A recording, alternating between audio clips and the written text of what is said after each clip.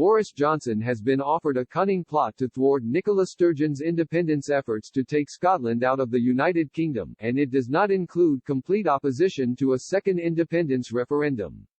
Scotland's First Minister is ramping up efforts to gain support for her campaign ahead of the Holyrood elections in May.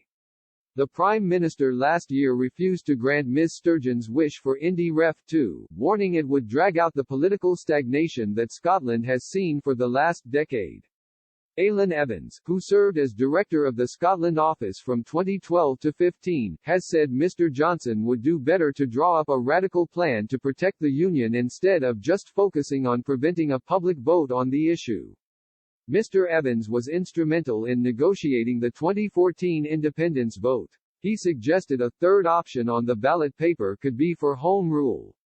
But the colony-style government, which would be run by Scots, is unlikely to appeal to staunch independence supporters above the border. Mr. Evans also said a 60% voting threshold should be in place before independence can be declared following a referendum. His comments come more than 6 years after Scots voted 55% to stay in the UK. In a letter to The Times, Mr. Evans warned of an impending existential threat to the future of the UK if the Scottish National Party (SNP) returned a majority in the May elections. He wrote, "The response from the Prime Minister to reject out of hand the idea of another referendum is the political equivalent of burying your head in the sand." 20 surveys in a row have clearly shown that support for independence has increased since 2014, with all polls showing more Scots want out than those who want to remain in the UK. Recent opinion polls have also indicated the SNP are on track for a landslide victory in May.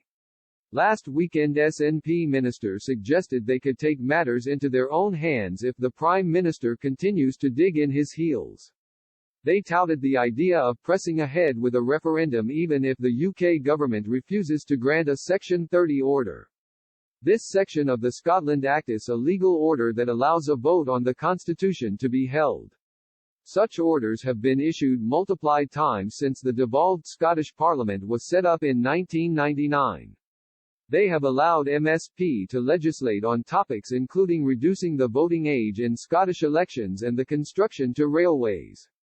Scottish Tory leader Douglas Ross has said a Section 30 order is the only route to a referendum which he would be willing to accept.